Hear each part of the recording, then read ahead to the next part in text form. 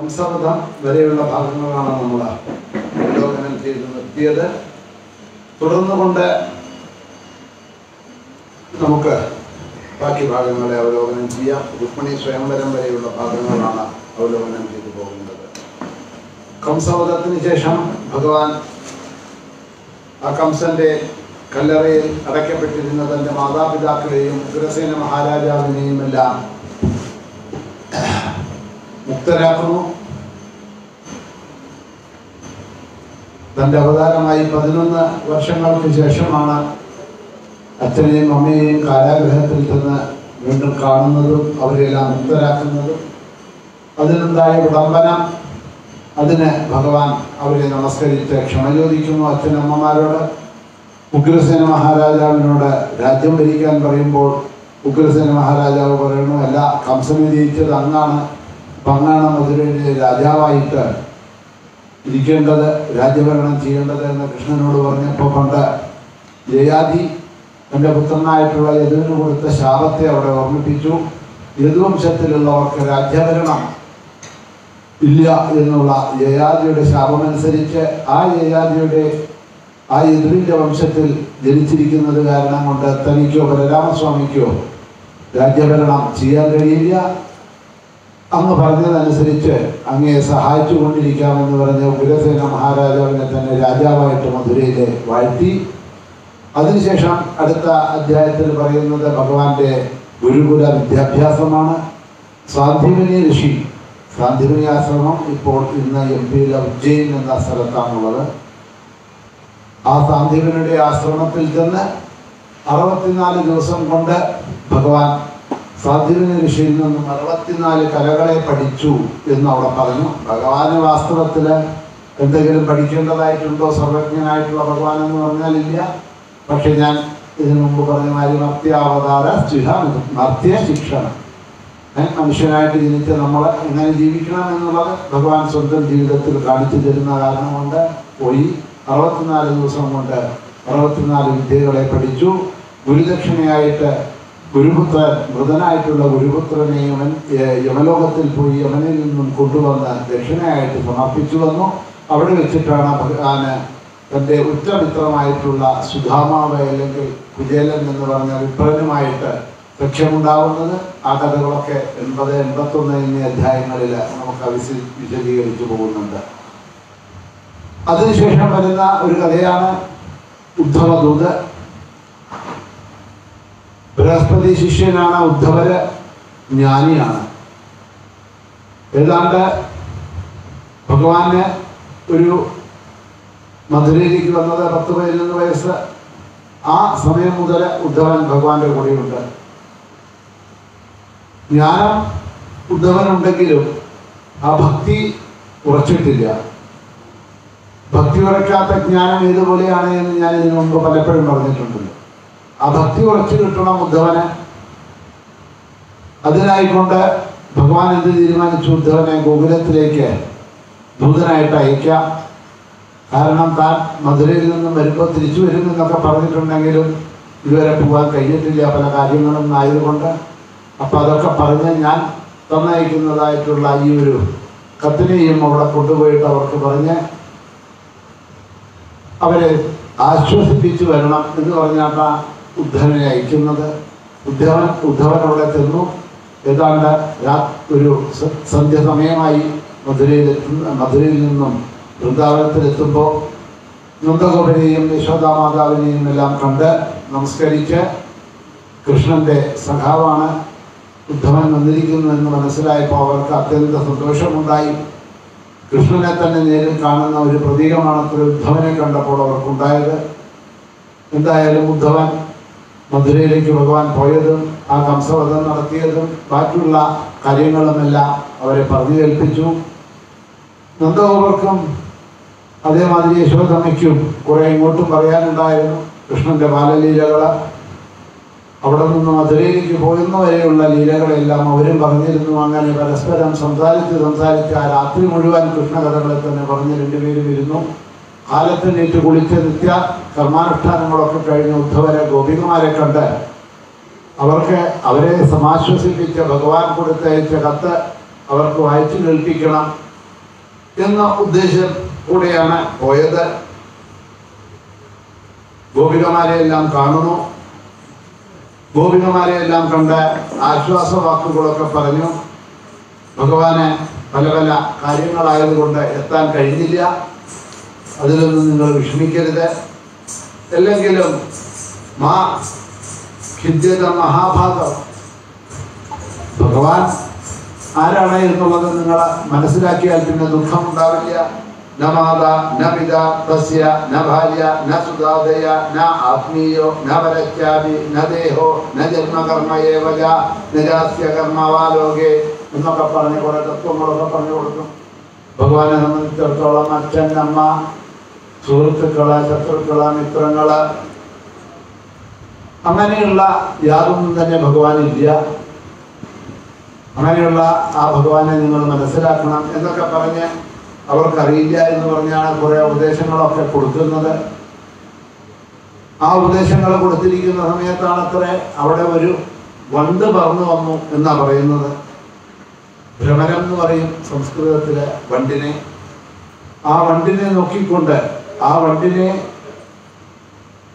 കൃഷ്ണനാണ് എന്ന് സങ്കല്പിച്ചുകൊണ്ട് ഉദ്ധവരോട് പറയേണ്ട കാര്യങ്ങളൊക്കെ ആ വണ്ടിനോട് പറയുന്നതായിട്ടുള്ളതാണ് ഭ്രമരഗീതം എന്നുള്ളത് നമ്മളവിടെ വായിച്ചു.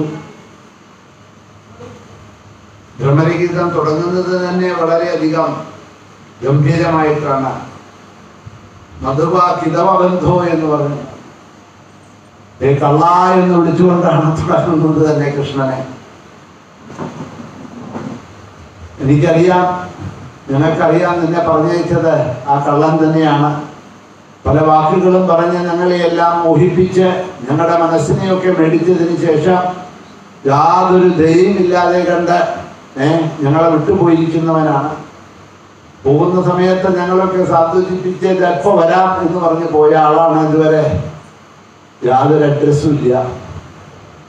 ആ കള്ളന്റെ ശുപാർശകളും കൊണ്ടാണ് നീ വന്നിരിക്കുന്നത് എന്നറിയാൻ ഞങ്ങൾക്ക് കേൾക്കാൻ താല്പര്യമില്ല എന്ന് പറഞ്ഞുകൊണ്ടാണ് ആദ്യം തന്നെ തുടങ്ങുന്നത്.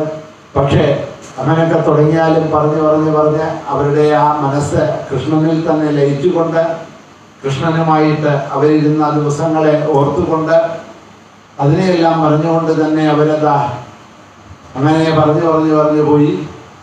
മാത്രമല്ല അവരുടെ ആ ജീവിത ചര്യയിൽ നിന്നും ഉദ്ധവൻ മനസ്സിലാക്കാൻ കഴിഞ്ഞു അവർക്ക് കൃഷ്ണൻ ഇല്ല എന്നുള്ള ഒരു ബോധമേ ഇല്ല.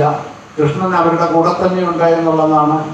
അവര് വെണ്ണ വിറ്റ് നടക്കുമ്പോഴും മോര് വിറ്റ് നടക്കുമ്പോഴും തൈര് വിറ്റ് നടക്കുമ്പോഴും പാല് വിറ്റ് നടക്കുമ്പോഴും പശുക്കളെ കറക്കുമ്പോഴും ഗൃഹാചര്യങ്ങൾ ചെയ്യുമ്പോഴും ഉണ്ണുമ്പോഴും ഉറങ്ങുമ്പോഴും എന്ത് കൃത്യം ചെയ്യുകയാണെങ്കിലും എന്ത് കർമ്മം ചെയ്യുകയാണെങ്കിലും എല്ലാം ആ കൃഷ്ണനെ സ്മരിച്ചുകൊണ്ട് ആ കൃഷ്ണകഥകളെ സ്മരിച്ചുകൊണ്ട് കൃഷ്ണഗീതങ്ങൾ പാടിക്കൊണ്ടാണ് അവര് എപ്പോഴും മനസ്സ് വെച്ചുകൊണ്ട് ഇരുന്നത്. ഇതെല്ലാം കണ്ടപ്പോ ഉദ്ധവര് ചിന്തിക്കുന്നതായിട്ടുള്ള ഭാഗങ്ങൾ വാസ്തവത്തില് അതൊക്കെ നമ്മളെ അർത്ഥത്തോടുകൂടി പഠിക്കാൻ തന്നെ നമുക്ക് ചിലപ്പോൾ കഴിയില്ല. കണ്ടുനിങ്ങനെ ജലം ധാരധാരയായിട്ട് വരും ആ ഭാഗങ്ങളൊക്കെ പഠിക്കുമ്പോൾ. ഉദ്ധവര് പറയാണ് അഹോ യൂയം സ്മ പൂർണ്ണാർത്ഥ ഭവത്യോ ലോകപൂജിത വാസുദേവേ ഭഗവതീയാസാമിത്യർപ്പിതം മന ദാന വ്രത തപ ഹോമ ജപ സ്വാധ്യായ സംയമ. ഇതൊക്കെ എന്തിനാ ചെയ്യണത്? ഭാഗവതം വായിക്കണം, ഭാഗവതം കേൾക്കണം, നാരായണീയം വായിക്കുന്നു, അമ്പലങ്ങളിൽ പോകുന്നു, തീർത്ഥാടനങ്ങൾ ചെയ്യുന്നു, ദാനങ്ങൾ ചെയ്യുന്നു, തപസ് ചെയ്യുന്നു, ധർമ്മങ്ങൾ ചെയ്യുന്നു, കീർത്തനങ്ങൾ പാടുന്നു, പൂജ ചെയ്യുന്നു. എന്തിനാ നമ്മൾ ഇതൊക്കെ ചെയ്യുന്നത് എന്ന് പറഞ്ഞാൽ ഒരേ കാര്യത്തിന് വേണ്ടി, ഒരു കാര്യത്തിന് വേണ്ടിയാ ചെയ്യുന്നത്. എന്തിനാ? കൃഷ്ണേ ഭക്തി സാധ്യതേ. ആ കൃഷ്ണനിൽ ആ ഭക്തി ഉറച്ചു കിട്ടാൻ വേണ്ടിയാണ് ഇതൊക്കെ നമ്മൾ ചെയ്യുന്നത് എങ്കില് ഇവരെ നോക്കൂ.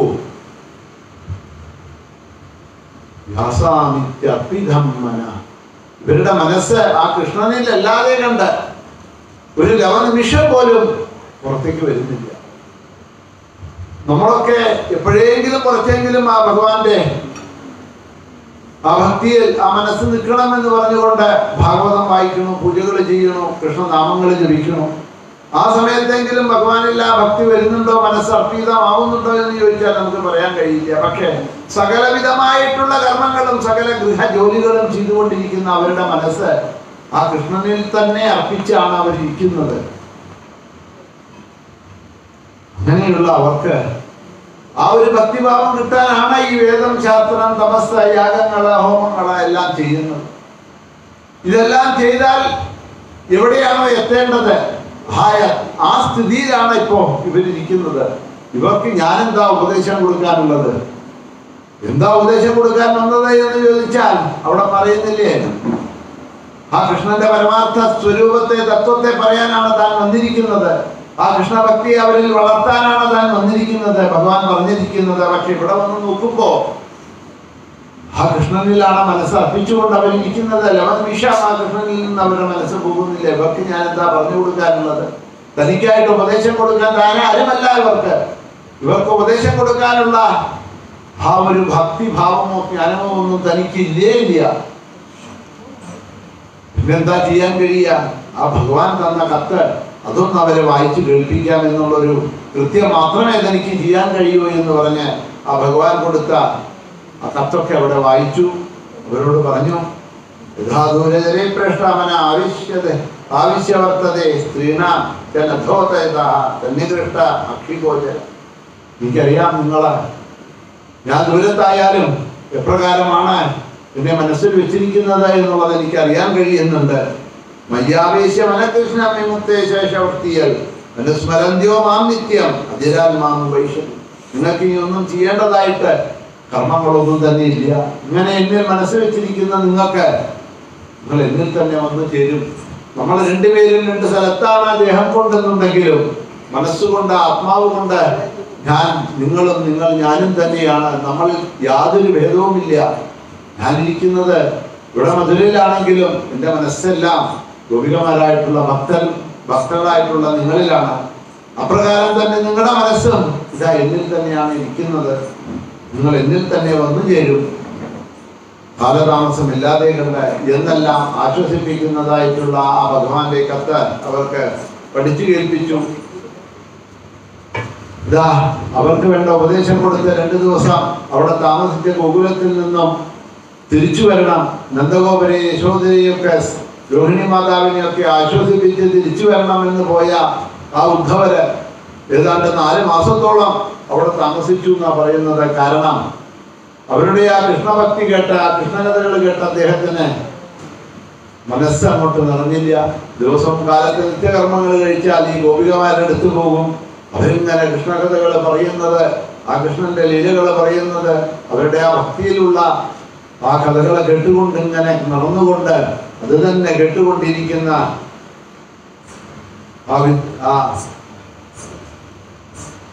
ഉദ്ധവര് 4 മാസത്തോളം അവിടെ തന്നെ നിന്നു. 4 മാസം അവിടെ അവരുടെ കൂടെ നിന്ന് ആ ഭക്തിഭാവം എന്താണ് എന്ന് അതിനാണ് ഭഗവാൻ പറഞ്ഞയച്ചത് ഉദ്ധവര്. കാരണം ഭക്തിക്ക് ഗോപികളാണല്ലോ ശ്രേഷ്ഠമെന്ന് ശാസ്ത്രം പറയുന്നത്. അവരിൽ നിന്നും ആ ഭക്തി ഉണ്ടാവട്ടെ, ഭക്തി എന്താ മനസ്സിലാവട്ടെ, കൃഷ്ണഭക്തി എന്ന് മനസ്സിലാക്കാൻ പറഞ്ഞയച്ചതാണ്. ഇപ്പോഴത് ആ ഭക്തിയെല്ലാം അവർക്ക് മനസ്സിലായി. ഉദ്ധവർക്ക് ആ ഭക്തി മനസ്സിലാക്കിയ ഉദ്ധവര് വിചാരിക്കുകയാണ്, തനിക്ക് അവരുടെ പാദങ്ങളിൽ നമസ്കരിക്കാനുള്ള യോഗ്യത പോലും തനിക്കില്ല. തനിക്ക് കൃഷ്ണനിലുള്ള ഭക്തി വെച്ച് നോക്കുന്ന സമയത്ത് അവരുടെ പാദങ്ങളിൽ നമസ്കരിക്കാനുള്ള യോഗ്യത പോലുമില്ല. അതുകൊണ്ട് നന്ദവ്രജസ്ത്രീണാം പാദരേണു അഭീഷ്ണശ, അവരുടെ പാദങ്ങളെ സ്പർശിച്ചതായിട്ടുള്ള മണൽത്തരികളെ എടുത്ത് തന്റെ ശിരസിൽ ഇട്ടുകൊണ്ട് സ്വയം അനുഗ്രഹം നേടിക്കൊണ്ടിതാ തിരിച്ചെത്തി. അവിടെ പോയതും ഗോപിമാരെ കണ്ടതും അവരുടെ ഭക്തിഭാവങ്ങളും എല്ലാം ശ്രീകൃഷ്ണനെ പറഞ്ഞു മനസ്സിലാക്കി എന്ന് പറഞ്ഞുകൊണ്ട് 48ാമത്തെ ഉദ്ധവദൂത എന്ന് പറഞ്ഞ അധ്യായം അവിടെ അവസാനിക്കുന്നു. അതിനുശേഷം പിന്നെ നമ്മളെ കൊണ്ടുപോകുന്നത് ആ കംസവധം കഴിഞ്ഞു. കംസന്റെ ഭാര്യമാരായിരുന്നു അസ്ഥി, പ്രാപ്തി എന്ന് പറഞ്ഞ 2 പേര്. ഇവര് 2 പേരും ജരാസന്ധന്റെ മക്കളായിരുന്നു. കംസൻ വധിക്കപ്പെട്ടപ്പോഴ് ശോകത്തോടുകൂടി ദുഃഖത്തോടുകൂടി അവര് സ്വഗൃഹത്തിലേക്ക് തിരിച്ചു നിന്നു. അവരെ കണ്ടപ്പോൾ ജരാസന്ധന് സഹിച്ചില്ല. തന്റെ മക്കളെ വിധവകളാക്കിയ ആ കൃഷ്ണനെ വധിക്കും എന്ന് മനസ്സിന് തീരുമാനിച്ചു. തന്റെ കൂട്ടുകാരുമൊക്കെ ഒത്ത് 23 അക്ഷൗഹിണി സൈന്യങ്ങളോടുകൂടി മധുരയെ ആക്രമിക്കാൻ വരുന്നു എന്നാ പറയുന്നത്. വാസ്തവത്തിലെ മഹാഭാരതമാണ് ഏറ്റവും വലിയ യുദ്ധം എന്നാണ് നമ്മൾ കേട്ടിരിക്കുന്നത്. മഹാഭാരതത്തിലെ 11ഉം 7ഉം 18 അക്ഷൗഹിണി സൈന്യങ്ങളാണ് ഉണ്ടായിരുന്നത് എങ്കിൽ 5 അക്ഷൗഹിണി കൂടുതലാ ജരാസന്ധൻ കൊണ്ടുവന്നത്. ഇവിടെ വന്ന് മധുരയെ ആക്രമിച്ചു. രാമനും കൃഷ്ണനും കൂടി ജരാസന്ധന്റെ സൈന്യത്തെയും കൂടെ വന്നിരിക്കുന്ന രാജാക്കന്മാരെയും എല്ലാം വധിച്ചു. ബലരാമസ്വാമി ജരാസന്ധനെ പിടിച്ചു കെട്ടിയിട്ട് ഉലക്കെ അങ്ങോട്ട് പൊക്കി. ജരാസന്ധനെ വധിക്കാനായിട്ട് കൃഷ്ണൻ പറഞ്ഞു, വേണ്ട, വിട്ടേക്കൂ എന്ന് പറഞ്ഞു. എന്താ കൃഷ്ണ പറയുന്നത്? ജരാസന്ധനെ വിടുക. അപ്പൊ പറഞ്ഞു, അങ്ങനെയല്ല. കാരണം അവൻ ഒരുപാട് കൂട്ടുകാരുണ്ട്, എല്ലാം അധർമ്മികളാണ്. നമ്മൾ അവനെ വിട്ടാ അവൻ ഇനിയും അവരൊക്കെ കൂട്ടി വന്നോളും ഇങ്ങോട്ട്. ഭൂമിയുടെ ഭാരം തീർക്കാനാണല്ലോ അവതാരം. ആ ഭൂമിയുടെ ഭാരമായിരിക്കുന്നതായിട്ടുള്ള അധർമ്മികളായിട്ടുള്ള ക്ഷത്രിയന്മാരെ, രാജാക്കന്മാരെ അങ്ങോട്ട് ചെന്ന് തേടിപ്പിടിച്ച് വധിക്കുക എന്നുള്ളത് ശ്രമമായിട്ടുള്ള കാര്യമാണ്. ഇവനെ പോലെയുള്ള ദുഷ്ടനെ വിട്ടാൽ എപ്രകാരമാണോ പാമ്പിനെ ചവിട്ടി വിടുന്നത് അതുമാതിരിയാണ്. ചവിട്ടേറ്റ പാമ്പ് എന്നൊക്കെ പറയാറുണ്ട്. മറക്കില്ല, അതതിന്റെ ക്രോധം വെച്ചുകൊണ്ട് പിന്നിൽ തന്നെ വകപോക്കാൻ നിൽക്കുമെന്ന്. അതുമാതിരി തന്നെ ചവിട്ടേറ്റ പാമ്പ് മാതിരി ഇവനെ വിട്ടാൽ മനസ്സിലെ ആ ദ്വേഷഭാവം വെച്ചുകൊണ്ട് ഇവൻ വീണ്ടും ഇവന്റെ സുഹൃത്തുക്കളായിട്ടുള്ള അധർമ്മികളായിട്ടുള്ള രാജാക്കന്മാരെ കൂട്ടിക്കൊണ്ടുവരും. അവരെയൊക്കെ വധിക്കാം ഇവിടെ ഇരുന്നു കൊണ്ട്. മധുരയുടെ കാര്യങ്ങളും നോക്കാം. അതുകൊണ്ട് തൽക്കാലം വിട്ടേക്കൂ എന്ന് പറഞ്ഞു. ജരാസന്ധനെ വിട്ടയച്ചു. ജരാസന്ധന് വലിയ അപമാനമായി. കാരണം അന്ന് വലിയ ശക്തിശാലിയായിരുന്നു ജരാസന്ധൻ. യുദ്ധത്തിൽ വധിച്ചു എന്ന് പറഞ്ഞാൽ വിരോധമല്ലേ, തോൽക്കുന്നതും വധവുമൊക്കെ സാധാരണ. ഇവിടെ വധിച്ചില്ല, ജീവനോട് വിടുകയാണ് ചെയ്തത്.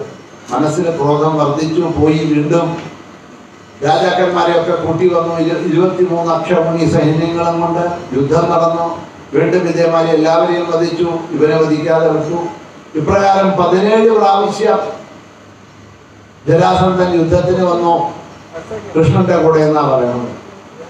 17 പ്രാവശ്യവും 17ാമത്തെ പ്രാവശ്യവും വിട്ടയച്ചു.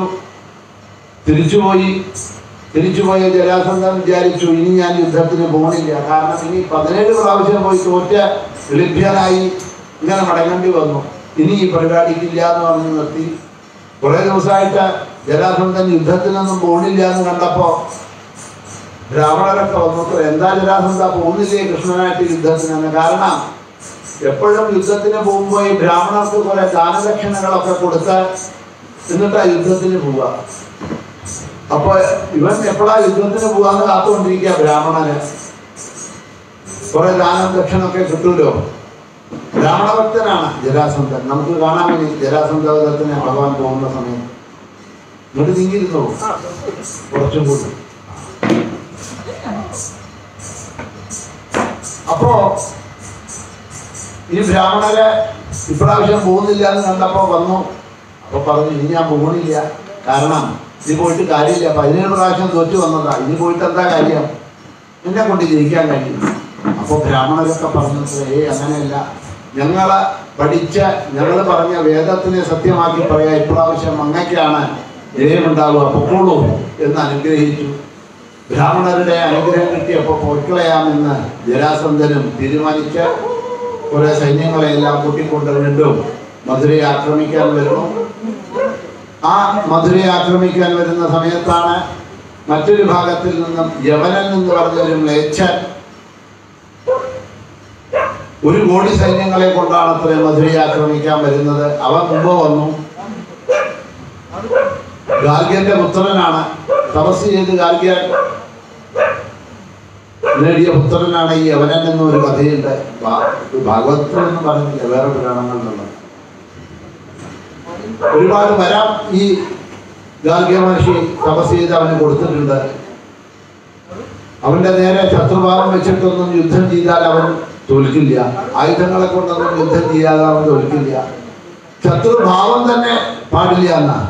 അവനെ ശത്രുവായി കണ്ടുകൊണ്ട് യുദ്ധം ചെയ്താലും ജയിക്കാൻ കഴിയില്ല. ആ ഭാവം തന്നെ ഉണ്ടാവരുത് എന്ന്. ഇതൊക്കെ ഭഗവാൻ അറിയാം.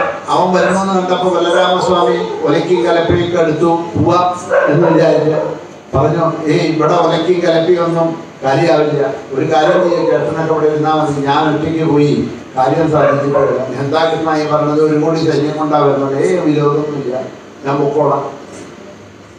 അവൻ വരാനുള്ള കാരണം മധുരയില് ഒരുപാട് സ്വത്തുകളുണ്ട്. മധുരയെ കിട്ടിക്കഴിഞ്ഞാൽ ഒരുപാട് സ്വത്തൊക്കെ കിട്ടുമെന്ന് വിചാരിച്ചാലാ വരുന്നത്. ഏതായാലും യവനം വന്നു, ഗോപുരം തുറന്നു. മധുരയുടെ കൃഷ്ണൻ മാത്രമായിട്ട് വരുന്നു. കയ്യിൽ നോക്കുമ്പോൾ അസ്ത്രമോ ശസ്ത്രമോ ഒന്നുമില്ല. ഒന്ന് മുന്നിൽ നിന്നു. ചെറിയ കുട്ടി കാണുമ്പോൾ യവനനെ ചോദിച്ചു, എന്താ യുദ്ധം ചെയ്യാനാണ് വന്നിരിക്കുന്നത്? ഞാൻ എല്ലാം തന്നെ കാണാനല്ല. ആരാന്ന് ചോദിച്ചു. കൃഷ്ണനാണ്. യുദ്ധം ചെയ്യാൻ വരും, പോയിട്ട് സാധനങ്ങളൊക്കെ കൊണ്ടുവന്നു പറഞ്ഞു. ഞാൻ യുദ്ധം അങ്ങനെയോടെ നമ്മൾ രണ്ടുപേരും ആണ് പ്രശ്നം. ഇതിന് ഒരു യുദ്ധമൊക്കെ ചെയ്ത എന്റെയും കുറെ സൈന്യങ്ങളെ മരിക്കും, നന്ദിയും കുറെ സൈന്യങ്ങൾ മരിക്കും. നമുക്ക് വേണ്ടിയിട്ട് ഇപ്പൊ അവരൊക്കെ കൊന്നിട്ട് എന്താ കാര്യം? ഒന്നിലെ നീ ജയിക്കണമെങ്കിൽ ഞാൻ ജയിക്കണം. നമ്മൾ തമ്മിലല്ലേ? ഇപ്പൊ നമ്മൾ തമ്മിൽ യുദ്ധം ചെയ്യാം. നീ ജയിച്ചാൽ നടക്ക മധുരയും ഇതൊക്കെ സുഖം, ഞാൻ ജയിച്ചാൽ എനിക്ക് ആയിക്കോട്ടെ, വിരോധമൊന്നുമില്ല. അപ്പൊ എന്ത് യുദ്ധം ചെയ്യണത്? ദ്വന്ദ്വ യുദ്ധം ചെയ്യാം. അതിനും വിരോധമില്ല എന്നുള്ളതാണ്. എന്നാൽ യുദ്ധത്തിന് വായുവെന്ന് പറഞ്ഞു, ഇവിടെ ചെയ്യില്ല യുദ്ധം, കുറച്ച് അങ്ങോട്ട് മാറി ചെയ്യാം. കുറച്ച് അങ്ങോട്ട് പോയിട്ട് ഇവിടെ ചെയ്താലെന്താ?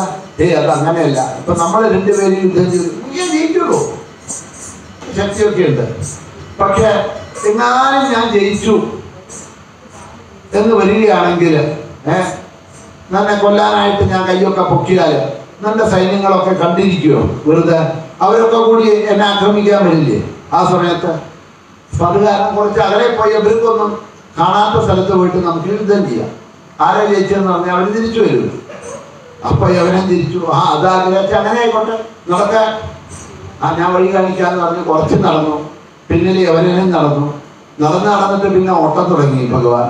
ഓട്ടം തുടങ്ങിയപ്പോ എവിടേക്കാണ് ഓടുന്നത് പേടിച്ചിട്ടായി. യവനം പിന്നിൽ ഓടാൻ തുടങ്ങി. എവിടെ പോയാലും വിടില്ല. ഓടി ഒരു ഗുഹയിൽ ചെന്നു. ആ ഗുഹയിൽ ചെന്നിട്ട് ഒരു സ്ഥലത്ത് ഒരു മഹാത്മാവ് കിടന്നുറങ്ങിക്കൊണ്ടിരിക്കുന്ന സ്ഥലം. അവിടെ ചെന്നിട്ട് തൻ്റെ അംഗവസ്ത്രം മുകളിലിട്ടു. എന്നിട്ട് മറിഞ്ഞങ്ങോട്ട് നിന്നു. ഓടി വന്ന യവനൻ ആ അംഗവസ്ത്രം കണ്ടു. അവിടെ അങ്ങനെ ശ്വാസം മുങ്ങിയും താഴ്ന്നും വരുന്നുണ്ട്. ആളൊന്നും കാണാനില്ല. കപ്പിയവർ കൊണ്ട് മുഖമൊക്കെ ശരീരമൊക്കെ മറിഞ്ഞിരിക്കുക. കൃഷ്ണൻ ഒളിച്ചിരിക്കുകയാണെന്ന് വിചാരിച്ചു.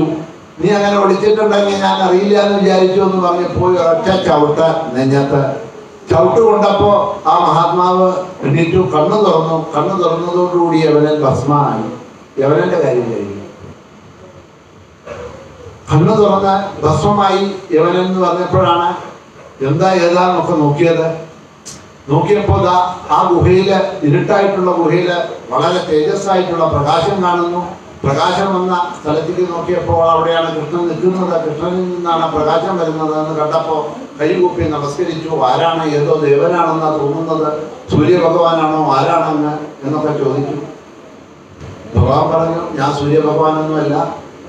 ഞാൻ ആരാണെന്നൊന്നും പറയാനൊന്നും അങ്ങനെ എളുപ്പമായിട്ട് പറ്റില്ല. അനേകം നാമങ്ങളൊക്കെ ഉള്ളവനാണ്. പക്ഷെ ഇപ്പോ വസുദേവരുടെ പുത്രനായി ജനിച്ചുകൊണ്ട് എന്നെ വാസുദേവൻ എന്ന പേരിലാണ് അറിയപ്പെടുന്നത് എന്നൊക്കെ അങ്ങോട്ട് പറഞ്ഞു കൊടുത്തു. അത് പറഞ്ഞപ്പോഴാണ് മനസ്സിലായത് ഇദ്ദേഹത്തിന്. കാരണം ഇദ്ദേഹം ആരാന്ന് ചോദിച്ചാൽ മുരുകുന്ദൻ എന്ന ഇദ്ദേഹത്തിന്റെ പേര്. മാന്ധാതുവിന്റെ പുത്രനാണ്. ഇദ്ദേഹത്തിന് ഒരിക്കലും ദേവേന്ദ്രൻ അസുരന്മാരിൽ നിന്നും ആ സ്വർഗം നേടിയെടുക്കാനായിക്കൊണ്ട് യുദ്ധത്തിനായിട്ട് വന്ന അസുരന്മാരെ ജയിക്കാനായി തന്റെ ശക്തി കൊണ്ട് പറ്റില്ല എന്ന് പറഞ്ഞപ്പോൾ ബ്രഹ്മാവിന്റെ ഉപദേശപ്രകാരം സൂര്യവംശത്തിലെ മുരുകുന്ദനെ വിളിച്ചുകൊണ്ടുപോകും സഹായിക്കാനായിട്ട്. മുരുകുന്ദൻ ഒറ്റയ്ക്ക് അസുരന്മാരെ എല്ലാം വകയിലിരുത്തി വിജയം നേടിക്കൊടുക്കും. ഇന്ദ്രന് വിജയം നേടിയെല്ലാം കൊടുത്തതിന് ശേഷം എന്താ വേണ്ടത് എന്ന് ചോദിക്കും മുരുകുന്ദനോട് ദേവേന്ദ്രൻ. അപ്പൊ പറയും, എനിക്ക് മോക്ഷം തന്ന് അനുഗ്രഹിക്കണമെന്ന് ദേവേന്ദ്രൻ പറയും. ആ ഡിപ്പാർട്ട്മെന്റ് എൻ്റെ അണ്ടറിലല്ല, എനിക്കത് പറ്റില്ല, അത് വെച്ച് എന്താ ചെയ്തോളൂ.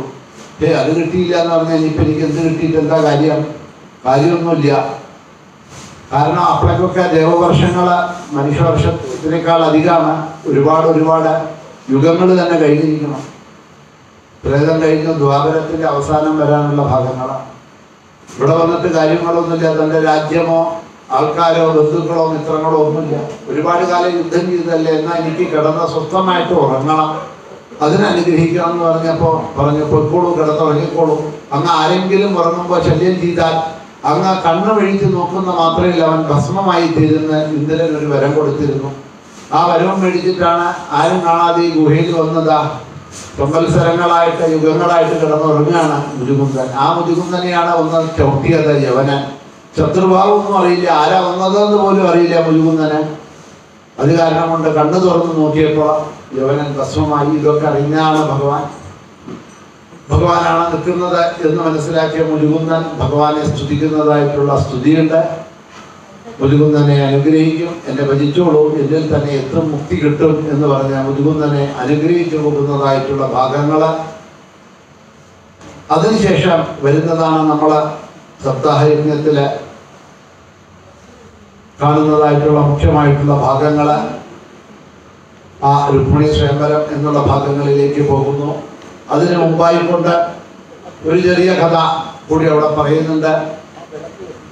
മുരുകുന്ദൻ ഭസ്മമായി തിരിച്ചു വന്നപ്പോഴേക്കും ഇതാ അവിടെ ജരാസന്ധൻ 23 അക്ഷരമണി സൈന്യങ്ങളുമായിട്ട് വീണ്ടും യുദ്ധത്തിന് വന്നു നിൽക്കണു. ഭഗവാൻ രാമേട്ടനെ വിളിച്ചു പറഞ്ഞു, നമുക്ക് ഇപ്രാവശ്യം യുദ്ധം ചെയ്യണ്ട ജരാസന്ധന്റെ അടുത്ത്. അതെന്താ കൃഷ്ണ? യുദ്ധം ചെയ്യണ്ട. എത്ര കാലം യുദ്ധം ചെയ്യുക? എത്ര പേരാ മരിക്കുന്നത്? ഇങ്ങനെ കുറെ ആൾക്കാർ മരിച്ച് അവൻ പഠിക്കുന്നില്ല. ഇനി നമുക്ക് യുദ്ധമൊക്കെ നിർത്താം. നമുക്കൊരു കാര്യം ചെയ്യാം, ഈ യുദ്ധം കൊണ്ട് നഷ്ടം ഉണ്ടാവുന്നത്. ഇപ്പൊ നമുക്ക് ഇവിടെ അങ്ങോട്ട് മാറിപ്പോവാം.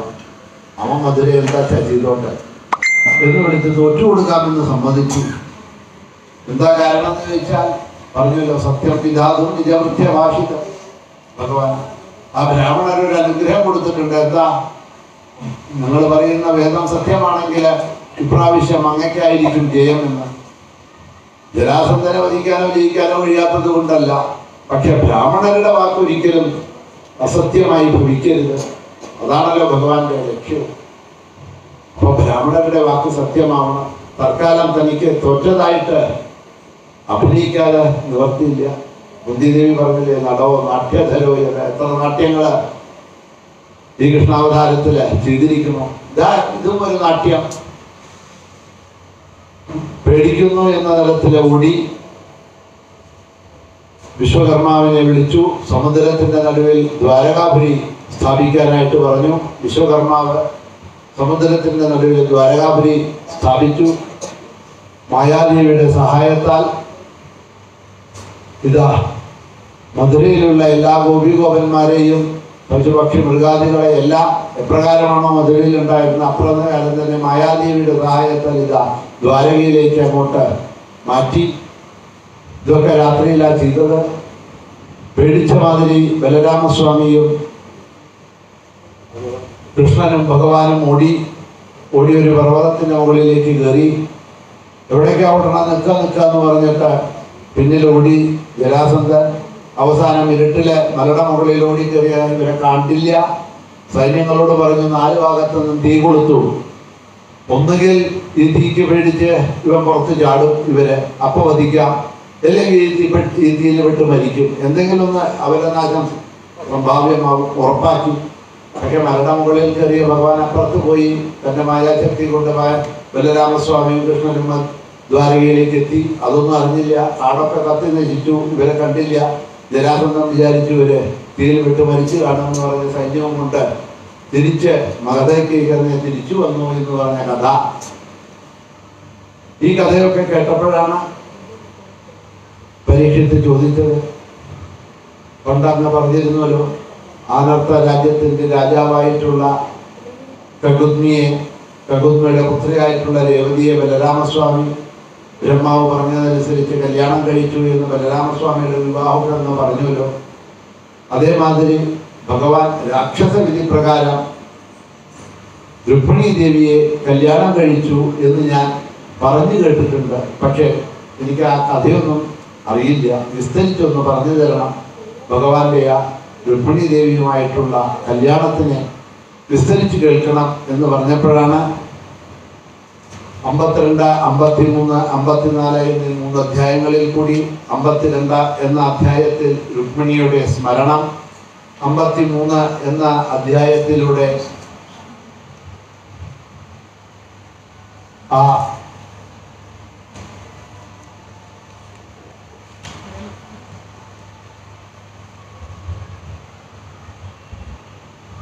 രുക്മിണി ദേവിയെ ഭഗവാൻ ഹരണം ചെയ്തത് 54-ാമത്തെ അധ്യായത്തിലൂടെ അവരുടെ വരണം അഥവാ രുക്മിണി സ്വയംവരം എന്ന 3 അധ്യായങ്ങളിൽ കൂടി ആ കഥയെ പറയുന്നു. വളരെ വിസ്തരിച്ചാണ് അവിടെ പറഞ്ഞു പോകുന്നത് കഥ. വിദർഭ രാജ്യത്തിലെ രാജാവായിരുന്നു ഭീഷ്മകൻ. ആ ഭീഷ്മകന് 5 പുത്രന്മാരും 1 പുത്രിയും ഉണ്ടായിരുന്നു. രുക്മി അഗ്രജൻ, ജ്യേഷ്ഠനായിട്ടുള്ള പുത്രൻ, രുക്മരഥൻ, രുക്മബാഹു, രുക്മകേശൻ, രുക്മമാലി എന്ന് പറഞ്ഞ 5 പുത്രന്മാര്. ഒരു പെൺകുട്ടി ഉണ്ടായിരുന്നു, പേര് രുക്മിണി ദേവി. രുക്മിണി എന്നാണ്. ഈ രുക്മിണി ചെറുപ്പകാലം ചെറിയ പ്രായത്തിൽ തന്നെ ഇരിക്കുന്ന സമയത്ത് രാജാവായിട്ടുള്ള ഭീഷ്മകനെ കാണാൻ എന്ന ഉപാധിയിൽ നാരദര് ആ കൊട്ടാരത്തിൽ വരാതെ, അതുകൊണ്ട്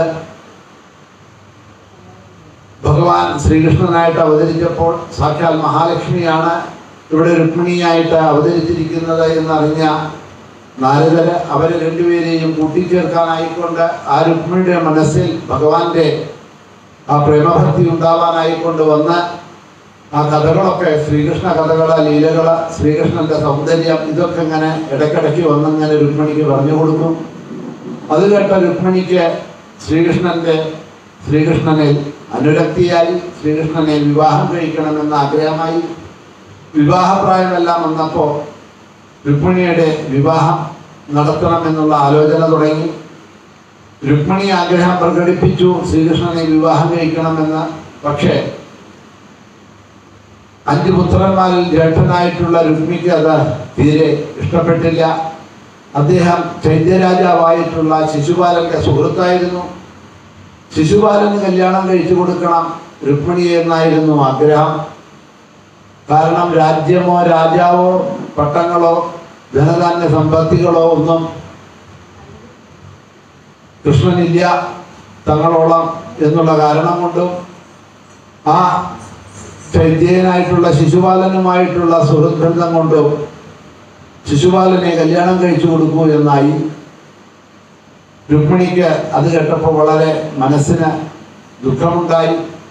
പണ്ടൊക്കെ രാജാവിൻ്റെ കൊട്ടാരത്തില് രാജാവിൻ്റെ പുത്രിക്ക് കല്യാണം നടക്കുകയാണെന്ന് പറഞ്ഞാൽ ഒരുപാട് ഋഷികളും ഒരുപാട് ബ്രാഹ്മണരൊക്കെ പോവും. എന്തിനാന്ന് പറഞ്ഞാൽ അവർക്കൊക്കെ ഒരുപാട് ദാനം കിട്ടും. എന്തിനാ ദാനം കൊടുക്കുന്നതെന്ന് പറഞ്ഞാൽ ആ വധു വന്ന് അവരെ നമസ്കരിക്കുമ്പോൾ അവരനുഗ്രഹം കൊടുക്കും. അപ്പോൾ ബ്രാഹ്മണരുടെ അനുഗ്രഹം നേടണം. അതിനായിക്കൊണ്ട് ഒരുപാട് ബ്രാഹ്മണന്മാര് കൊട്ടാരത്തിലേക്ക് വരാൻ തുടങ്ങി. അവരൊക്കെ വേണോ വേണ്ടിയോ രുക്മിണി നമസ്കരിക്കും. അവരൊക്കെ അവരുടെയൊക്കെ വരുന്നതിൻ്റെ ലക്ഷ്യം രാജാവിൽ നിന്ന് കിട്ടുന്ന ധനധാന്യാദികളായിട്ടുള്ള ദാനമാണ്. അതൊക്കെ മേടിച്ച് അവര് അനുഗ്രഹിച്ച് പോവുകയും ചെയ്യും. ഇതങ്ങനെ ഇരിക്കുന്ന സമയത്താണ് ഒരിക്കൽ വേറൊരു ശ്രേഷ്ഠനായിട്ടുള്ള ബ്രാഹ്മണൻ അവിടേക്ക് എത്തിയത്. അദ്ദേഹം ചെന്നു. രുക്മിണി പതിവുമാതിരി നമസ്കരിക്കാനായിട്ട് വന്നു. ഇനി 1-2 ദിവസമേ ബാക്കിയുള്ളൂ വിവാഹത്തിന്. അങ്ങനെ വിവാഹമൊക്കെ നിശ്ചയിച്ചിരിക്കുന്നതായിട്ടുള്ള പെൺകുട്ടികൾ നല്ല ആടയാഭരണങ്ങളൊക്കെ അണിഞ്ഞുകൊണ്ട് സന്തോഷത്തോടു കൂടി തോഴിമാരൊക്കെ ഒത്ത് നല്ല പ്രസന്ന മുഖത്തോടു കൂടിയൊക്കെ ആയിരിക്കണം ഇരിക്കേണ്ടത് എന്ന് പറഞ്ഞാൽ ഇവിടെ രുക്മിണി അങ്ങനെയൊന്നുമല്ല കാണുന്നത്. ദുഃഖിതയായിട്ടാണ് കാണപ്പെട്ടത്. ഉടനെ ആ ബ്രാഹ്മണൻ ചോദിച്ചു, എന്താ ഇത്രയും മുഖം കാണുമ്പോൾ ഒരു ദുഃഖഭാവമാണല്ലോ തോന്നുന്നത്, എന്താ എന്നൊക്കെ അന്വേഷിച്ചു. ഇതുവരെ ഒരു ബ്രാഹ്മണനും അങ്ങനെയൊന്നും കേട്ടിട്ടില്ല. ഈ ബ്രാഹ്മണൻ ചോദിച്ചപ്പോൾ മനസ്സിൽ നിന്നും അതൊക്കെ പൊട്ടി വന്നു. പറഞ്ഞു, ഇതേമാതിരി ഞാൻ ശ്രീകൃഷ്ണനെ വിവാഹം കഴിക്കാനാണ് താല്പര്യപ്പെടുന്നത്. പക്ഷേ എൻ്റെ ജ്യേഷ്ഠന്മാർ അതിന് സമ്മതിക്കുന്നില്ല. ജ്യേഷ്ഠന്മാർ പറഞ്ഞതിനപ്പുറത്ത് അച്ഛൻ ഒന്നും ചെയ്യില്ല. അത് കാരണം കൊണ്ട് അച്ഛനും അതിന് സമ്മതിച്ചു. പക്ഷെ എനിക്ക് ആ വിവാഹത്തിൽ തീരെ ഇഷ്ടമില്ല. അങ്ങനെ എങ്ങനെയെങ്കിലും സഹായിക്കണമെന്ന് പറഞ്ഞു. ഉടനെ ആ ബ്രാഹ്മണൻ പറഞ്ഞത്ര, ഒരു കാര്യം ചെയ്യൂ, ദേവിക്ക് എന്താ ഭഗവാനോട് പറയാനുള്ളത് എന്ന് പറഞ്ഞു.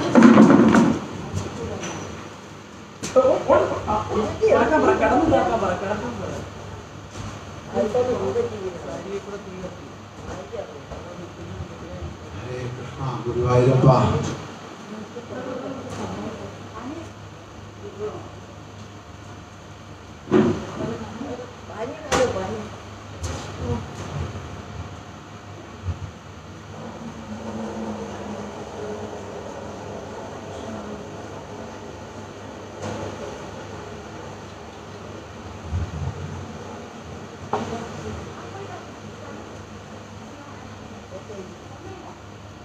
കുഴപ്പമൊന്നുമില്ലല്ലോ.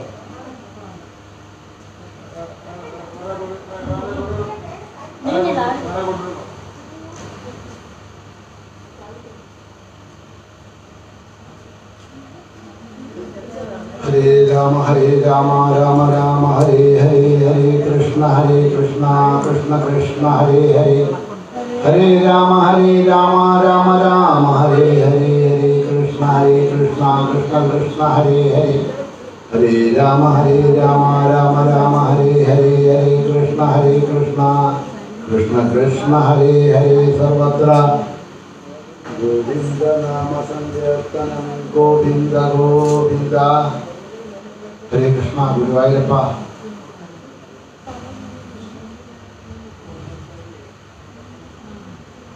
ഒരു കത്ത് എഴുതി തന്നാൽ ഞാൻ ഭഗവാന്റെ അടുത്ത് കൊണ്ടുകൊടുക്കാം. ബാക്കിയുള്ള കാര്യങ്ങൾ ഭഗവാൻ തീരുമാനിക്കട്ടെ എന്ന് പറഞ്ഞു. അതനുസരിച്ച് 7 ശ്ലോകങ്ങളോട് കൂടിയ ഒരു കത്ത് രുക്മിണി ദേവി എഴുതി കൊടുത്തയച്ചു. ശ്രുത്വാകുമാൻ ഭുവന സുന്ദര ശൃണ്വതാംതേ എന്ന് തുടങ്ങുന്ന വരികളോട് തുടങ്ങുന്നതായിട്ടുള്ള അർത്ഥവത്തായിട്ടുള്ള ഒരു കത്താണ് കൊടുത്തയച്ചത് ദേവി. ആ കത്തും കൊണ്ട് ആ ബ്രാഹ്മണൻ ദ്വാരകയിലേക്ക് വരുന്നു. ദ്വാരകയിലേക്ക് വന്ന് ശ്രീകൃഷ്ണനെ കണ്ടു. ഈ കത്ത് ഭഗവാന് കൊടുത്തു. ഭഗവാൻ പറഞ്ഞു, അന്ന് തന്നെ ആ കത്തിൽ എന്താ എഴുതിയത് എന്നുള്ളത് പഠിച്ച് മനസ്സിലാക്കി തന്നാൽ മതിയെന്ന് ആ കത്ത് അവിടെ പഠിച്ച് മനസ്സിലാക്കി കൊടുത്തു. ശ്രുത്വാ ഗുണാൻ ഭുവനസുന്ദര എന്ന് പറഞ്ഞുകൊണ്ടാണ് ആ ലേഖനം രുക്മിണി ദേവി എഴുതിയിരിക്കുന്നത്. അങ്ങയെക്കുറിച്ചുള്ള, ഹേ ഭുവനസുന്ദരനായിട്ടുള്ള ഹേ കൃഷ്ണ, അങ്ങയെക്കുറിച്ചുള്ള കഥകൾ അനവധി ഞാൻ കേട്ടിട്ടുണ്ട് ശ്രീനാരദരിൽ നിന്നും. അവിടുത്തെ വീര്യവും സൗന്ദര്യവും ആ കഥകളിലൂടെ അറിഞ്ഞ എൻ്റെ ഈ മനസ്സ് അങ്ങയെ നിക്ഷിപ്തമായിരിക്കുകയാണ്. അങ്ങയല്ലാതെ മറ്റാരെയും ഞാൻ വിവാഹം കഴിക്കാൻ തയ്യാറല്ല. പക്ഷേ എൻ്റെ ബന്ധുക്കളെ എന്നെ ചൈത്യരാജാവിന്, ശിശുപാലന് വിവാഹം കഴിച്ചു കൊടുക്കാനാണ് തയ്യാറാക്കിയിരിക്കുന്നത്. അതിൽ എനിക്കൊട്ടും ഇഷ്ടമില്ലാത്തതാണ്. ഒരു സിംഹത്തിന് വെച്ചതായിട്ടുള്ള അതിൻ്റെ ആഹാരത്തെ, ഭക്ഷ്യത്തെ ഒരു നരി വന്ന്, ഒരു മുറുക്കൻ വന്ന് തട്ടിക്കൊണ്ടുപോയാൽ എപ്രകാരമാണോ അപ്രകാരമായിരിക്കും സിംഹമായിട്ടുള്ള അങ്ങയ്ക്ക് മനസ്സർപ്പിച്ച് എന്നെ കുറുക്കനായിട്ടുള്ള ശിശുപാലൻ വിവാഹം കഴിച്ചു എന്നുണ്ടെങ്കിൽ അത് കാരണം അങ്ങ് തന്നെ വന്ന് രാക്ഷസ വിധി പ്രകാരം എന്നെ കല്യാണം കഴിക്കണം. യുദ്ധത്തിൻ്റെ ഒന്നും ആവശ്യം വരില്ല. ഞങ്ങളുടെ കുലാചാരമനുസരിച്ച് വിവാഹത്തിൻ്റെ തലേ ദിവസം കുലദേവിയായിട്ടുള്ള ഭഗവതിയെ, ദേവിയെ തൊഴുത് നമസ്കരിക്കാനായിട്ട് അമ്പലത്തിൽ പോകുന്ന സമയത്ത് അങ്ങ് എന്നെ വന്ന രാക്ഷസ വിധി പ്രകാരം കൈപിടിച്ച് പാണിഗ്രഹണം ചെയ്ത് കൊണ്ടുപോയാൽ മതി എന്നെല്ലാം പറഞ്ഞതിന് ശേഷം അവസാനമായിട്ട് പറയുന്നു, അങ്ങനെ ഈ കത്ത് അങ്ങക്ക് കിട്ടിയില്ല, അല്ലെങ്കിൽ അങ്ങക്ക് വരാൻ കഴിഞ്ഞില്ല, എന്നെ വിവാഹം കഴിക്കാൻ കഴിഞ്ഞില്ല എന്ന് വരികിൽ 100 ജന്മമെടുത്താലും ശരി, അങ്ങയല്ലാതെ മറ്റാരെയും ഞാൻ വരിക്കാൻ തയ്യാറില്ല. ശിശുപാലൻ ഒരിക്കലും ഞാൻ താലി കെട്ടാനായി ആ കഴുത്ത് നെട്ടിക്കൾ കൊടുക്കില്ല എന്ന് അവിടെ സത്യം ചെയ്തു. ഭഗവാൻ വിചാരിച്ചു അത്രേ, ഇപ്പൊ തന്നെ പോകണം, കാരണം ഇല്ലെങ്കിൽ ശതജന്മ നിശ്ചയാൽ എന്നാ പറഞ്ഞ 100 ജന്മം എടുത്താലും അങ്ങയെ മാത്രമേ കല്യാണം കഴിക്കൂ എന്ന് പറഞ്ഞ ഭഗവാന് കഷ്ടമായി. കാരണം 100 ജന്മം ഇനി തനിക്ക് എടുക്കേണ്ടി വരുമല്ലോ രുക്മിണിയെ കല്യാണം കഴിക്കാനായിട്ട്, അല്ലേ? രുക്മിണി ഇപ്പൊ 100 ജന്മം എടുത്തു എന്ന് വരികയാണെങ്കിൽ ഭഗവാൻ എടുക്കണ്ടേ? ഓരോരോ ജന്മവും ഈ രുക്മിണി എടുക്കുമ്പോൾ കല്യാണം കഴിക്കാനായി. അത് വേണ്ട, ഈ ജന്മത്തിൽ തന്നെ കല്യാണം കഴിച്ചേക്കാന്ന് ഭഗവാൻ തീരുമാനിച്ചു. പറഞ്ഞു ബ്രാഹ്മണനോട്, എന്നാൽ പൂവല്ലേ എന്ന് ചോദിച്ചു. ബ്രാഹ്മണൻ അതേന്ന് പറഞ്ഞു. തേരിൽ കയറി. എന്തായാലും ഇത് കാരണം ആ കഥയൊന്നും വലിയ വിസ്തരിച്ച് പറയാനായിട്ട് മനസ്സിന് തോന്നുന്നില്ല. വിരോധമൊന്നുമില്ലല്ലോ, ഹരേ ഗുരുവായൂരപ്പ. മനസ്സിനൊരു വിഷമം എന്നാലും ഹരേ കൃഷ്ണ എന്നാൽ നന്നായിട്ട് തന്നെ പറയാം. ബ്രാഹ്മണനോട് കൂടി പോയി രഥത്തിൽ കയറി. ആ സമയത്ത് ബലരാമസ്വാമി ഉണ്ടായിരുന്നില്ല എന്നാ പറയണത്. ബലരാമസ്വാമി പുറത്തെങ്ങോട്ട് പോയിരുന്നു. വന്ന സമയത്ത് കൃഷ്ണ എന്ന് വിളിച്ചുകൊണ്ടാണ് വരാറുള്ളത്. അതുമാതിരി തന്നെ വന്നു. കൃഷ്ണ കൃഷ്ണ എന്ന് വിളിച്ചുകൊണ്ട് വന്ന സമയത്ത് നോക്കി, കൃഷ്ണനില്ല. കൃഷ്ണൻ എവിടെയാന്ന് ചോദിച്ചു. അപ്പോഴാ പറഞ്ഞത്, ആരോ ഒരു ബ്രാഹ്മണൻ വരുന്നത് കണ്ടു, എന്തൊക്കെയോ അകത്ത് സംസാരിക്കുന്നത് കണ്ടു, എന്തോ ഒരു കത്തൊക്കെ ഉണ്ടായിരുന്നു കയ്യിൽ. എന്താ, ആരാ, അതൊന്നും ഞങ്ങൾക്ക് അറിയില്ല. ഉടനെ തന്നെ ഭഗവാൻ ഇതാ തേരിൽ കയറി പോയിരിക്കണം, തൻ്റെ സാരഥിയെ കൂടി കൂട്ടിയിട്ടില്ല എന്നൊക്കെ പറഞ്ഞപ്പോൾ എന്താ ഉണ്ടായതെന്നൊക്കെ പറഞ്ഞ് കൃഷ്ണന്റെ ആ മുറിക്ക് അകത്ത് പോയപ്പോഴാണ് ഈ കത്ത് കിട്ടിയത്. സത്വാ ഗുണാൻ സുന്ദര ഭുവന സുന്ദര. മനസ്സിലായി കാര്യം എന്താണ് എന്നുള്ളത്. ഉടനെ ബലരാമസ്വാമി വിചാരിച്ചു, എവിടേക്കായി ഈ കൃഷ്ണൻ തനിച്ചു പോയിരിക്കുന്നത്? അവിടെ ശിശുപാലനെ സഹായിക്കാനായിട്ട് ഇതായി ജരാസന്ധാദികള് മുതലായിട്ടുള്ളവരൊക്കെ അവിടെ ഉള്ളത്. അവരൊന്നും അത്ര പെട്ടെന്നൊന്നും രുക്മിണിയെ കല്യാണം കഴിച്ചു കൊണ്ടുവരാനൊന്നും അയക്കില്ല, യുദ്ധമൊക്കെ നടക്കും. എന്നോടൊരു വാക്ക് പറയാതെ കണ്ടിങ്ങനെ ഓടിപ്പോയില്ലോ എന്നൊക്കെ മനസ്സിന് വളരെ വിഷമമായി.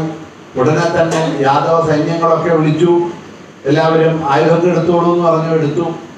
ഇപ്പോ ഈ വിദർഭ എന്നുള്ളത് നാഗ്പൂരിലാണ്, അടുത്താണ് വിദർഭ എന്ന് പറയുന്ന സ്ഥലം. ദ്വാരക എന്ന് പറയുന്നത് സൗരാഷ്ട്രയിലാണ്.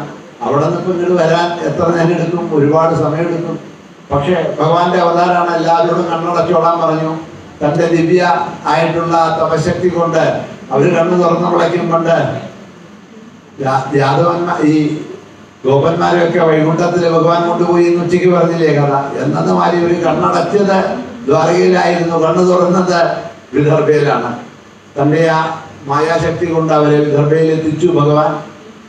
കൃഷ്ണൻ ഇവിടെ രഥോട്ടി വരികയാണ് ബ്രാഹ്മണനെയും കൊണ്ട്. ദൂരെ നിന്ന് വിദർഭയുടെ ആ അതിർത്തിയുടെ മുമ്പിലേക്ക് നോക്കുമ്പോൾ കുറെ സൈന്യങ്ങൾ നിൽക്കുന്നു. കണ്ടപ്പോൾ ആദ്യം ഇനിയിപ്പോൾ ഇവരൊക്കെ യുദ്ധം ചെയ്ത് ഇവർക്കൊക്കെ മെസ്സേജ് കിട്ടിയിട്ടുണ്ട്, യുദ്ധം ചെയ്യാമെന്ന് നിൽക്കുകയാണെന്ന് വിചാരിച്ചു. കുറെ അടുത്ത് കൂടി എത്തിയപ്പോഴാണ് ഇവരൊക്കെ കണ്ടത് മാതിരി തോന്നുന്നുണ്ടല്ലോ എന്ന് മനസ്സിലായത്. കുറച്ചുകൂടി അടുത്ത് പോയപ്പോഴായി ഇവരൊക്കെ നമ്മുടെ ആൾക്കാരാണ്. മുന്നിൽ നോക്കിയപ്പോഴാ ജ്യേഷ്ഠൻ നിൽക്കുന്നുണ്ട്, കയ്യിൽ കത്തും പിടിച്ചിട്ടുണ്ട് ബലരാമസ്വാമി. കണ്ടപ്പോൾ കൃഷ്ണന് കുറച്ചൊരു മനസ്സിന് ഒരു വിഷമായി. കാരണം ബലരാമസ്വാമി എങ്ങാനും തെറ്റിദ്ധരിച്ചു, ഈ കത്ത് രുക്മിണി ബലരാമസ്വാമിക്ക് അയച്ചതാണെന്ന് പറഞ്ഞിട്ട് കല്യാണം കഴിക്കാൻ വന്നിരിക്കുന്നതാണോ ചേട്ടന്. ഏതായാലും കണ്ടപ്പോൾ ബലരാമസ്വാമി പറഞ്ഞു, പേടിക്കണ്ട, എന്നെ സഹായിക്കാനായിട്ടാ വന്നിരിക്കുന്നത്, എന്നോട് പറയാതെ കൊണ്ട് നീ വന്നില്ലേ. അപ്പോഴേക്കും ചേട്ടൻ്റെ കാലൊക്കെ ചെന്ന് വിളിച്ചു പറഞ്ഞു, എന്താ ചെയ്യുക, എനിക്കും അറിയാൻ കഴിഞ്ഞില്ല. ഇതേമാതിരിയുള്ള ഒരു മെസ്സേജ് കിട്ടിയപ്പോൾ ഇപ്പൊ തൽക്കാലം സമയമില്ല, നാളത്തെ കഴിഞ്ഞ കല്യാണമാണെന്ന് പറഞ്ഞപ്പോൾ ഞാൻ ധൃതി പിടിച്ച് ഓടി വന്നതാണ്. എനിക്കറിയാമില്ലെങ്കിലും ചേട്ടനൊക്കെ എൻ്റെ കൂടെ വരും എന്നെ സഹായിക്കാൻ. ചേട്ടനില്ലാണ്ട് എനിക്ക് എന്തെങ്കിലും ചെയ്യാൻ പറ്റുമോ? വരും, എനിക്കറിയാം എന്നൊക്കെ പറഞ്ഞ രണ്ടുപേരും കൂടി ഇതാ പോയി.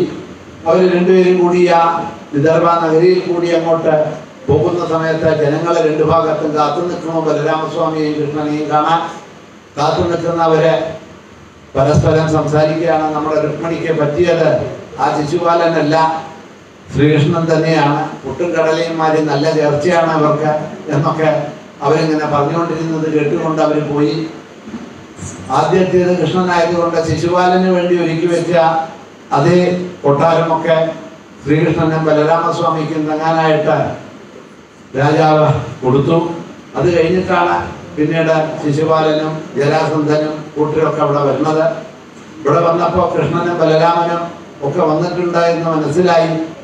വിളിക്കാത്തതിലേക്ക് ഇപ്പൊ ഇവരെന്തിനാ വന്നിരിക്കുന്നത് എന്നായി. എന്തോ ഇവരെന്തെങ്കിലും പണി പറ്റിക്കാനാ വന്നിരിക്കുന്നതെന്നുള്ള അറിയാം ആർക്ക്, ജരാസന്ധന്. വെറുതെ ഇവിടെ കയറി വരേണ്ട ആവശ്യമില്ലല്ലോ. ശിശുപാലന്റെ കല്യാണത്തിന് ഇപ്പൊ ഇവരൊന്നും ക്ഷണിച്ചിട്ടൊന്നുമില്ല. നോക്കുന്ന സമയത്ത് ബന്ധുക്കളൊക്കെയാണ്, കസിൻ ബ്രദേഴ്സൊക്കെയാണ്, വിളിക്കേണ്ടതാണ്. പക്ഷെ വിളിച്ചാൽ അപകടം ഉണ്ടാവും എന്നറിയാം. അത് കാരണം വിളിച്ചിട്ടില്ല മനപ്പ്. എന്നാലും എന്താ കയറി വന്നിരിക്കും, എന്തെങ്കിലും മനസ്സൊക്കെ കരുതിയിട്ടാവും എന്ന് വിചാരിച്ചു. എന്തായാലും ശ്രദ്ധയോടുകൂടി നിൽക്കണം എന്നെല്ലാം പറഞ്ഞു എല്ലാവരോടും. ജരാസന്ധൻ ആ കുലദേവിയെ തൊഴാനായിക്കൊണ്ട് വരണു. ദേവിയെ തൊഴുത് നമസ്കരിച്ച് പൂജകളൊക്കെ ചെയ്ത്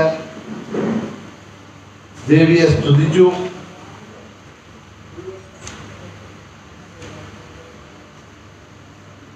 ഭഗവാനെ പതിയായിട്ട് കിട്ടണം എന്ന് പറഞ്ഞുകൊണ്ട് ഭഗവതിയെ പൂജ ചെയ്തു. പൂജ ചെയ്തത് തൻ്റെ തോഴിമാരുമൊത്ത് വരുന്ന സമയത്താണ്. ഇപ്പോൾ ഭഗവാനെ താനുണ്ട് എന്നുള്ളത് കാണണ്ടേ. അന്നൊക്കെ നോർത്ത് ഇന്ത്യൻ സമ്പ്രദായം മുഖമറച്ച വരുന്നത്. എല്ലാവരും മുഖമറച്ചായിരിക്കുന്നത്, കുട്ടികളൊക്കെ. ഇപ്പൊ ഇതിൽ ആരാണ് രുക്മിണി എന്നുള്ളത് ഭഗവാൻ എങ്ങനെ അറിയാ? കണ്ടിട്ടില്ലല്ലോ ഇതിനു മുമ്പ്. അബദ്ധവശാൽ മറ്റെവിടെയെങ്കിലും കൊണ്ടു കൈ പിടിച്ച് രഥത്തിൽ കയറ്റി വാഞ്ഞു പോയി എന്ന് പറഞ്ഞ ചെയ്ത കാര്യങ്ങളൊക്കെ ഇവിടെ വെള്ളത്തിലായി. അപ്പോ ശരിയെന്ന് പറഞ്ഞ് പതുക്കെ ആ ദുപ്പട്ടയൊന്നും അങ്ങോട്ട് മാറ്റിക്കൊടുത്തു. തലമുടി ഒന്ന് ഒതുക്കുമോ എന്നുള്ള വ്യാജേന ഭഗവാന് മനസ്സിലായി തനിക്ക് കാടിച്ച ആംഗ്യമാണ് എന്നുള്ളത്. ഉടൻ തന്നെ ഭഗവാൻ ചാടി രുക്മിണിയെ കൈ പിടിച്ചു. എല്ലാവരും നോക്കി നിൽക്കെ തൻ്റെ രഥത്തിൽ കയറ്റി. എന്നിട്ട് അവിടെ പറഞ്ഞു, ഞാൻ രുക്മിണിയെ രാക്ഷസ വിധാനേന കൊണ്ടുപോവാണ്, കല്യാണം കഴിച്ചുകൊണ്ട് ആർക്കെങ്കിലും തടുക്കണം എന്നുണ്ടെങ്കിൽ തടുക്കാം എന്നും പറഞ്ഞിട്ട് ഇതാ രഥവും മൂട്ടി ഭഗവാൻ പോവാൻ തുടങ്ങി.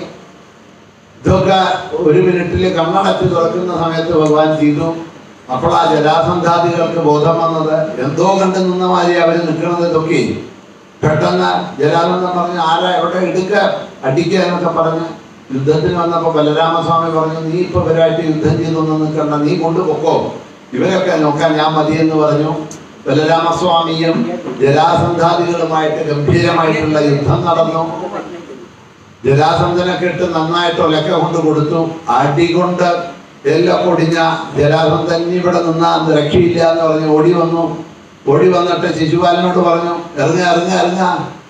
എന്താ നാളെയല്ലേ കല്യാണം, ഇന്നല്ലല്ലോ, മുഹൂർത്തമായിട്ടില്ലല്ലോ എന്ന് പറഞ്ഞു ശിശുപാലൻ. നീ മുഹൂർത്തത്തിനൊന്നും നീ നോക്കി നിൽക്കണ്ട, മുഹൂർത്തമൊക്കെ കഴിഞ്ഞു, ആള് കൊണ്ടുപോയി കഴിഞ്ഞിരിക്കണോ കൃഷ്ണൻ.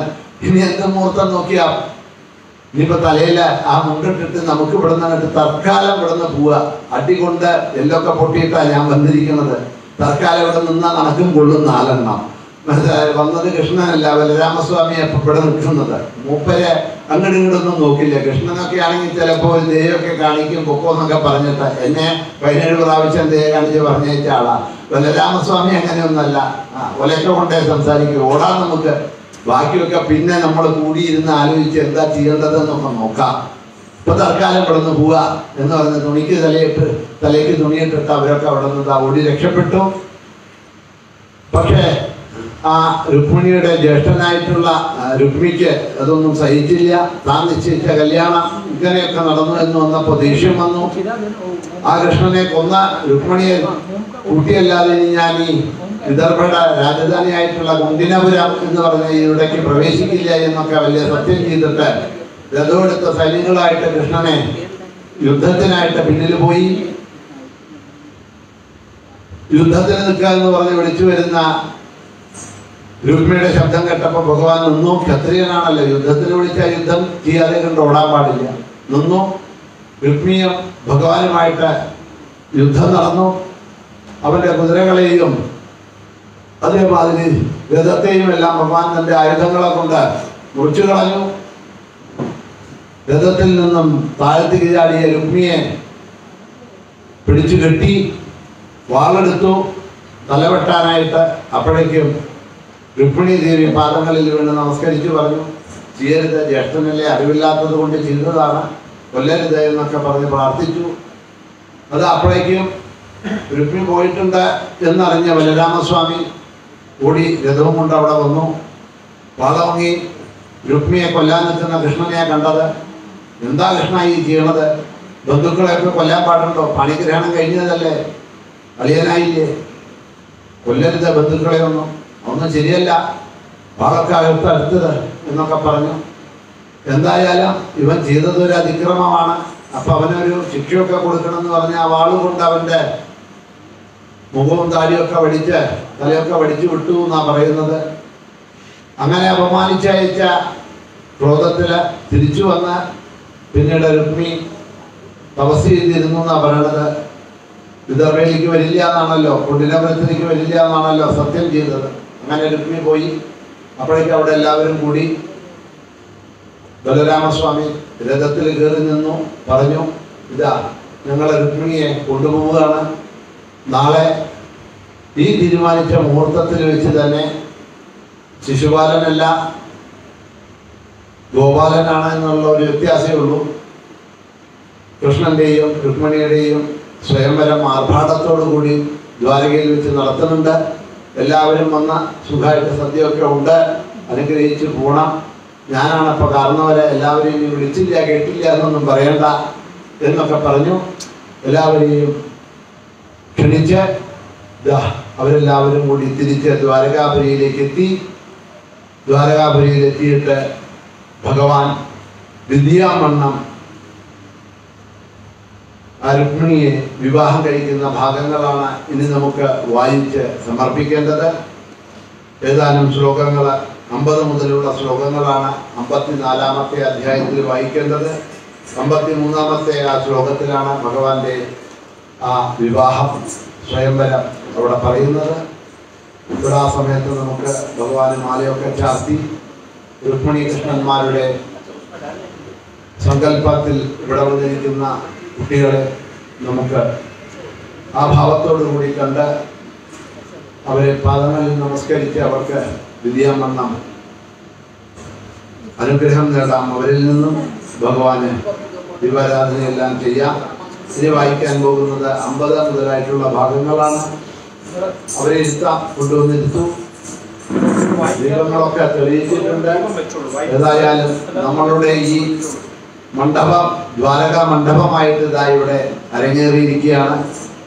എപ്രകാരമാണോ അന്ന് ആ ദ്വാരകാ മണ്ഡപത്തിൽ രുക്മിണി കൃഷ്ണന്മാരുടെ കല്യാണം നടന്നത്, അതുപോലെ തന്നെ ഇതാ ഈ മണ്ഡപത്തിൽ അണിഞ്ഞൊരുക്കി ദീപങ്ങളാൽ അലങ്കരിക്കപ്പെട്ട ഈ മണ്ഡപത്തിൽ ഭഗവാന്റെ പ്രതീകാത്മകമായിട്ടുള്ള കല്യാണം നമുക്കും കണ്ട് ആ ഭഗവാന്റെ അനുഗ്രഹം നമുക്കും ഉണ്ടാവട്ടെ എന്ന് പറഞ്ഞ് പ്രാർത്ഥിക്കാം.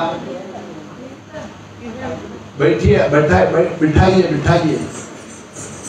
വായിച്ചോളൂ 50 മുതലായിട്ടുള്ള ഭാഗങ്ങൾ.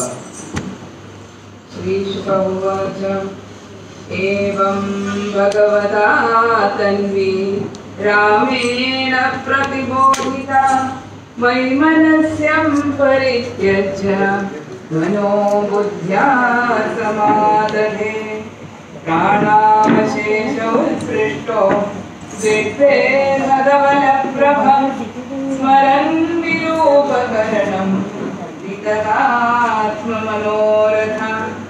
चक्रे भोजकलं नाम निवासाय महत्पुरम् अहत्वा दुर्मतिं कृष्णम् अप्रत्यूह्य यवीयसीम् कुन्दिनं न प्रवेक्ष्यामि इत्युक्त्वा तत्रावसत्कृशा भगवान् भीष्मकसुताम् एवं निर्दिद्य भूमिमान् पुरमानीय विधिवदुपयेमे कुरुत्वा सर्वत्र गोविन्दनाम संकीर्तनं गोविन्द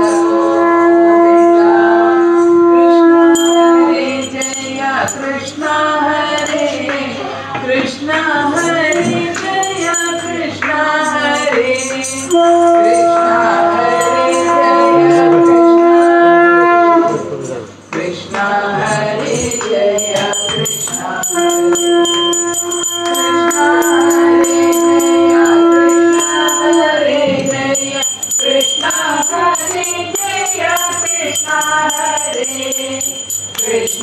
हरे जय कृष्ण हरे जय कृष्ण हरे जय कृष्ण हरे कृष्ण हरे जय कृष्ण हरे।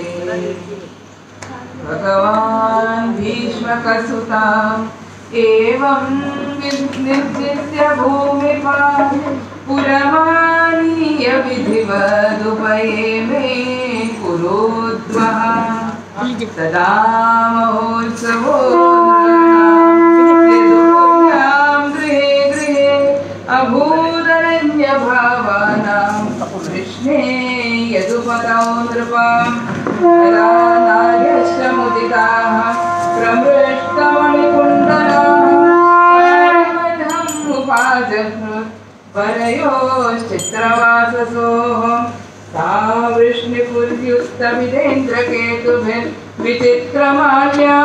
वृष्णिपुर्युक्तविधेन्द्रकेतुभिर्विचित्रमाल्याम्बररत्नतोरणैः बभौ प्रतिद्वाजुपक्लिप्तमङ्गलैः आपूर्णकुम्भागुरुधूपदीपकैः सिक्तमार्गामदच्युद्भिः आहोदश्रेष्ठभूभुजा गजैर्द्वा सुपरामृष्टा जम्भापूगोपशोभितां पुरोसृञ्जय कैकेयां विदर्भयदु कुन्तयः मिथो मुखे तस्मिन् सम्भ्रमात् परिभाषां रुक्मिण्याहरणं श्रुत्वा गीयमानं तदस्तनो राजकन्याश्च बभूवुर्विषविस्मिताः द्वारकायामभूद्राजन् महामोदः पुलौकसं रुक्मिण्याहरणयोपेतं दृष्ट्वा कृष्णं श्रियःपदं द्वारकायामभूद्राजन् महामोदः पुलौकसं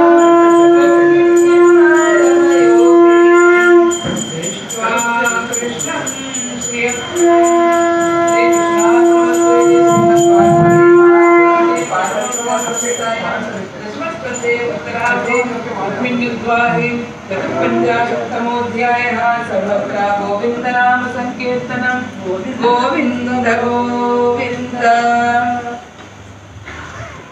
പാട്ടൊക്കെ പാടിക്കോളൂ. രുക്മിണി സ്വയംവരത്തിന്റെ മംഗളം മംഗളം ലോകനാഥേ മംഗളം മംഗളം മാരുദേശ മംഗളം നൽകട്ടെ രണ്ടോവർക്കും മംഗളമേവർക്കും നേർന്നിടട്ടെ മംഗളം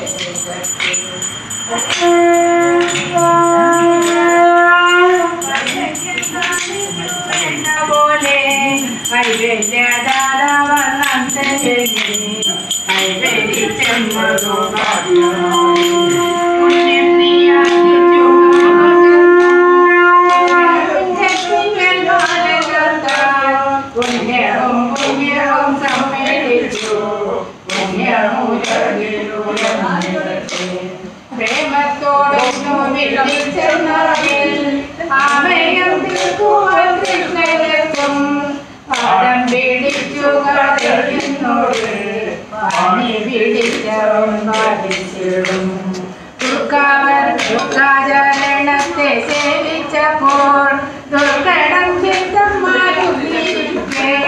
ദുർഗവിനാശനം